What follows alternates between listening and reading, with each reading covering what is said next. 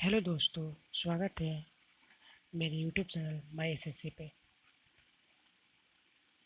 मैं आज मेरा ये पहला वीडियो है।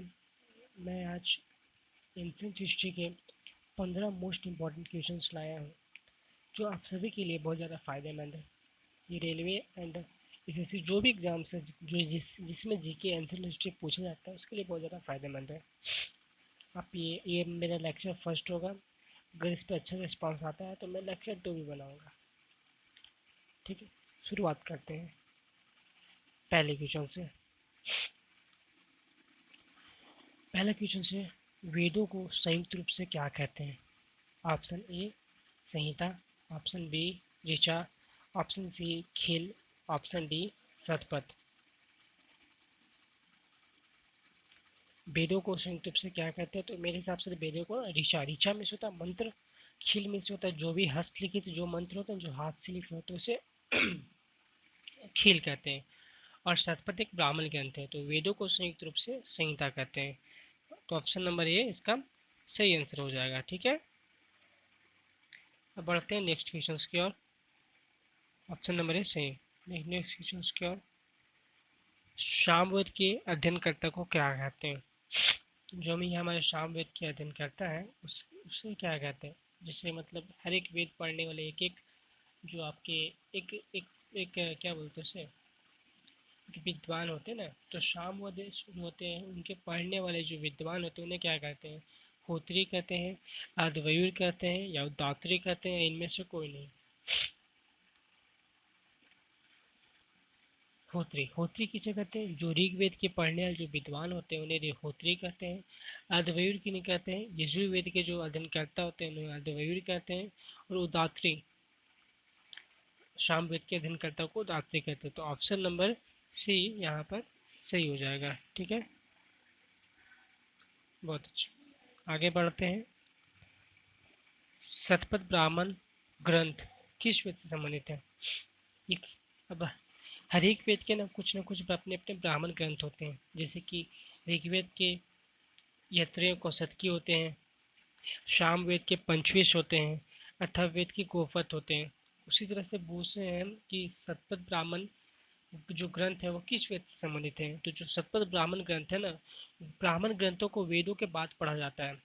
ठीक है, तो ये जो है आपके यजुर्वेद से संबंधित है। ठीक है, जैसे कि मैंने अभी बताया आपको कि ऋग्वेद से जो ग्रंथ ब्राह्मण ग्रंथ संबंधित है वो ऋग्वेद से ऐत्रेय और कौशतकी है, सामवेद से आपके पंचवी से, अथर्ववेद से आपके गोपथ है, यजुर्वेद से आपके शतपथ हैं। एक और ब्राह्मण ग्रंथ है जिसे तैत्रीय कहते हैं। ठीक है, तो इसका जो आंसर हो जाएगा वह क्या हो जाएगा आपका? शतपथ ब्राह्मण यजुर्वेद हो जाएगा। ठीक है, शतपथ ब्राह्मण आपका क्या हो जाएगा? यजुर्वेद हो जाएगा। बहुत अच्छा। पूछ रहे मनुस्मृति किस शासनकाल में, किसके शासनकाल में लिखी गई थी मनुस्मृति? मनुस्मृति किसके शासनकाल में लिखी गई थी? सॉरी फॉर काल की जगह काल लिखा गया है, इसके लिए सॉरी करना। मनुस्मृति ये किस काल में लिखी गई थी? गुप्त काल में, शुंग काल में, मौर्य काल में, शतवाहन काल में। ठीक है, तो हम बात करें अगर अगर हम बात करें कि, ठीक है, एक मिनट, अगर हम बात करें कि गुप्त वंश का, हाँ पढ़ रहे हैं, बात करें गुप्त काल की, गुप्त काल का जो संस्थापक था उसे श्रीगुप्त मान, लेकिन वास्तविक संस्थापक जो है वो चंद्रगुप्त प्रथम है। ठीक है, चंद्रगुप्त प्रथम है। ठीक है, जो लगभग 319 ईस्वी 20 ईस्वी में गद्दी, 319 से 20 के ईस्वी में गद्दी पर बैठा। उसके बाद आता है शुंग काल। शुंग काल के जो संस्थापक थे वो आपके पुष्यमित्र शुंग थे। आप सभी कमेंट बताइएगा शुंग काल की राजधानी कहाँ थी? शुंग वंश की राजधानी कहाँ थी? मौर्य काल, मौर्य काल, मौर्य काल में, गुप्त काल हो गया आपका, शुंग का पुष्यमित्र शुंग, मौर्य काल, मौर्य काल का जो संस्थापक था आपके चंद्रगुप्त मौर्य थे। इसके जो आखिरी शासक थे प्रेरित थे। वही बात करें सातवाहन की, तो सातवाहन के जो संस्थापक थे कौन थे? तो शिमुख थे। कौन थे? शिमुख थे। ठीक है, वो आंध्र प्रदेश में फैली हुई एक राज्य थी सातवाहन राजवंश, ठीक है। तो इसका जो आंसर होगा मनुस्मृति, ये लिखा गया था शुंगकाल के समय में, ठीक है। मनुस्मृति किसके समय लिखा गया था? शुंगकाल के समय लिखा गया था, ठीक है। अब आगे बढ़ते हैं क्वेश्चन नंबर 5 की ओर। उपनिषद, पुराण या वेदांग? उपनिषद, पुराण और वेदांग की सही संख्या को बतलाएं। क्रम में दिया गया है, आप बतलाएं कि उपनिषद, पुराण और वेदांगों की सही संख्या क्या क्या है। विश्वास करिए, मेरा भले ही मेरा पहला वीडियो, इस वजह से मैं सही तरीके से आपको ये शॉर्ट्स दे नहीं पा रहा हूँ, लेकिन जो शॉर्ट्स दे रहा हूँ वो बहुत ज़्यादा काफ़ी फ़ायदेमंद है। कि प्रश्न संख्या 5 का उत्तर दें।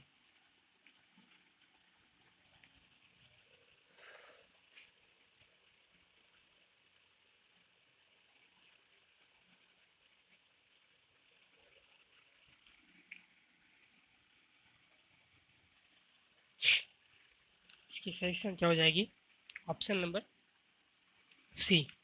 कैसे? क्योंकि उपनिषदों की संख्या 108 है टोटल। एक उपनिषद तो 108 है, लेकिन उनमें से कुछ ऐसे उपनिषद हैं जिनके बारे में अच्छी तरीके जानते हैं, उनकी संख्या कुल 13 है। ये पुराणों की संख्या 18 है, लेकिन मूलभूत पुराणों की संख्या 5 मानी जाती है, ठीक है। अभी मैं आगे बताऊंगा कितने पुराण हैं, मतलब मूलभूत पुराण कितने हैं, पांचों के पुराण के नाम बताऊंगा। उसके बाद वेदांग जो आते हैं, वेदांग जिनमें शिक्षा, कल्प, निरुक्त, व्याकरण, छंद, ज्योतिष, ये आपके 6 वेदांग हैं। तो यहाँ पर ऑप्शन नंबर सी यहाँ पर सही आंसर आता है। ऑप्शन नंबर सी यहाँ पर सही आता है, 108, 118 और 6, ठीक है। आते हैं क्वेश्चन नंबर 6 का कि भारत में आयोजित G20 समिट 2023 का एक मुख्य थीम था। क्या था मुख्य थीम? वसुधैव कुटुंबकम। ये कुछ उपनिषद से लिया गया है, आप लोग जल्दी से सोचिए जवाब दें। ए मुंडकोपनिषद, बी महाउपनिषद, सी जबरोपनिषद या डी मांडूक्योपनिषद।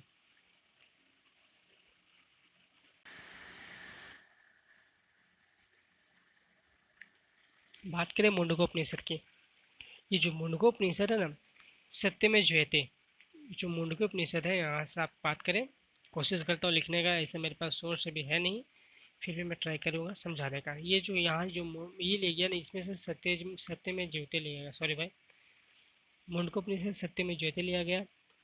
और जाबलोपनिषद से 4 आश्रम का उल्लेख लिया गया।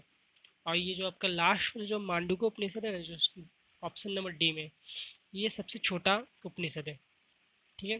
तो वसुधैव कुटुंबकम महाउपनिषद से लिया गया है। कहाँ से लिया गया है? महाउपनिषद से। ये है हमारा जी जी समिट G20 समिट 2023 का मुख्य थीम था, ठीक है। कौन सा आंसर होगा? Option number B Mahaupanishad.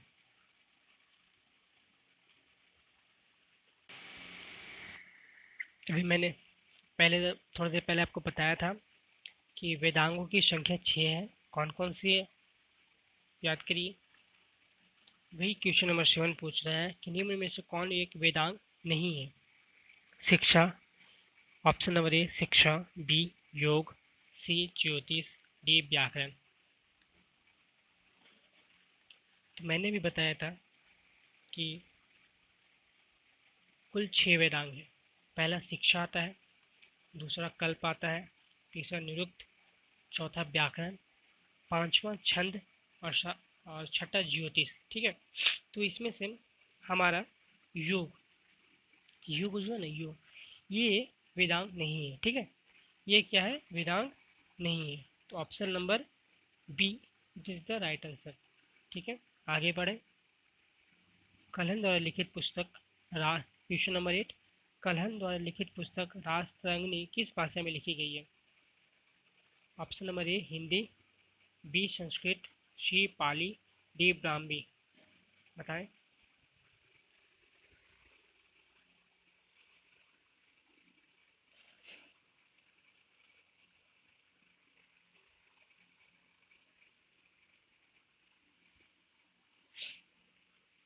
तो इसका करेक्ट आंसर होगा बी संस्कृत में लिखी गई है, ठीक है। प्रश्न संख्या 9, जादू टोना, वशीकरण, अंधविश्वास, ये 3-4 चीज़ें जो जादू टोने से जुड़ी, वशीकरण से जुड़ी, अंधविश्वास जुड़ी, एकमात्र वेद कौन सी है? ये सभी को जानते हैं। इसका ऑप्शन इसका जो आंसर होगा वो होगा आपका अथर्ववेद। बहुत बढ़िया, आगे बढ़ते हैं। ये हमारे हाल ही में सिचुएशन के सिचुएशन, हाँ, सिचुएशन के 2024 के एग्जाम में पूछे गए थे। चाणक्य चैंट, चैंट है यहाँ पर, चाणक्य चैंट पुस्तक के लेखक कौन है? मेगास्थनीज, अश्विन सांघी, अली अहमद या वी एस स्मिथ?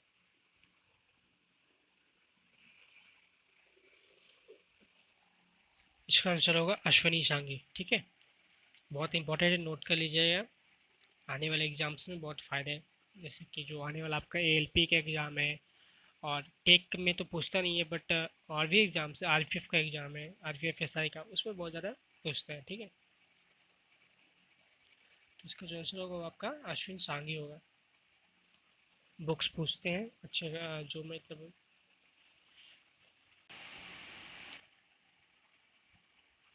व्याकरण के महान गुरु पाणिनि, ये के पाणिनि थे, ये व्याकरण के गुरु, जो भी हम बताए ना कि 6 वेदांग होते हैं, उनमें से एक वेदांग व्याकरण था।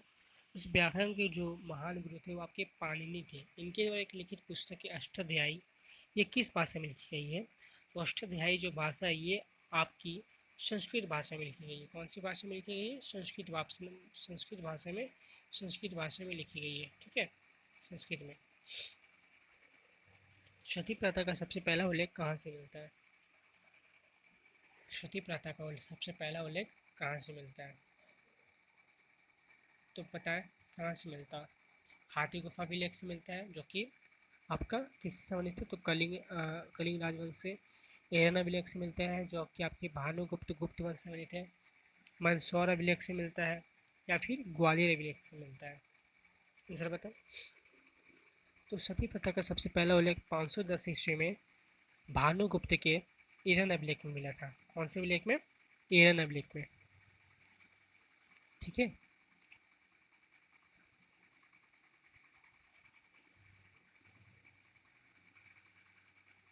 ये जो बेस नगर स्तंभ है ना, ये बेस नगर स्तंभ जो था ना, यहाँ से भागवत धर्म विकसित होने का प्रमाण हमें मिला है। ये यवनों ने बनाया था। और जो पीछे बताया मैंने कि मंदसौर का अभिलेख, ये यशोवर्मन का, किनकी है? जहाँ यशोवर्मन जो कि एक शासक थे, है ना, यशोवर्मन, उनकी मंदसौर अभिलेख है। ठीक है, भारतीय पुरातत्व शास्त्र के जनक के रूप में किन्हें जाना जाता है? भारतीय पुरातत्व शास्त्र के जनक के रूप में who is the father of, father of archaeology, Indian archaeology, है ना? तो जो है हमारे जो हो जाएंगे वो हो जाएंगे। यहाँ पर बहुत सारे कंफ्यूज होते हैं अलेक्जेंडर कनिंगम और कलाइल में, लेकिन इसका आंसर होगा अलेक्जेंडर कनिंगम। ठीक है, ऑप्शन नंबर सी। इसका जो आंसर जो होगा ऑप्शन नंबर सी होगा। ठीक है, इसका आंसर जो ऑप्शन नंबर सी होगा। बहुत इंपॉर्टेंट है, याद कर लीजिएगा। ग्वालियर अभिलेख किस वंश से संबंधित है? तो ग्वालियर अभिलेख जो आपका है वो आपका आता है प्रतिहार से, परमार से, गुप्त से, तोमर से। आप सभी बताइएगा कि परमार वंश का संस्थापक कौन है? हमारे एसएससी के परमार सर, नहीं नहीं, परमार वंश का संस्थापक कौन है ये आपको बताना है। गुप्त वंश के बारे में बता चुके कि इसके संस्थापक श्रीगुप्त माने जाते हैं, लेकिन वास्तविक संस्थापक चंद्रगुप्त प्रथम आते हैं। उनके बाद समुद्रगुप्त आए, उनके बाद चंद्रगुप्त द्वितीय आए, उनके बाद कुमार गुप्त आए, उनके बाद स्कंद गुप्त आए। इसी तरह से आगे बढ़ते गए, आखिरी शासक विष्णुगुप्त बने। तोमर वंश अनंगपाल थे।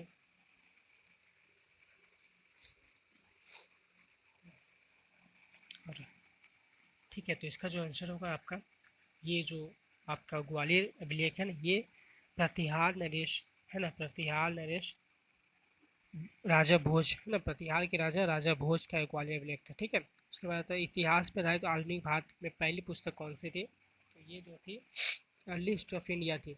कौन सी पुस्तक थी?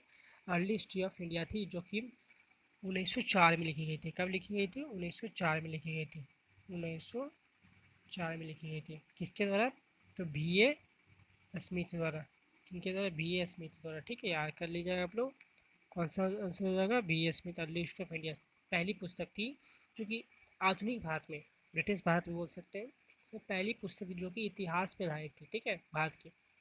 इंडिका पता है, मेगास्थनीज की पुस्तक है। चाणक्य चैंट अश्विन सांघी की पुस्तक है। नेचुरल हिस्ट्री प्लिनी की पुस्तक है। ठीक है, इसका रहता है चीनी यात्री हेनसोंग भारत में कब आया था? उसका यात्रा काल कब था? कब से कब भारत में आया, कब से कब तक रहा हो? ठीक है, तो आप जल्दी से बताइएगा आंसर। क्या होगा?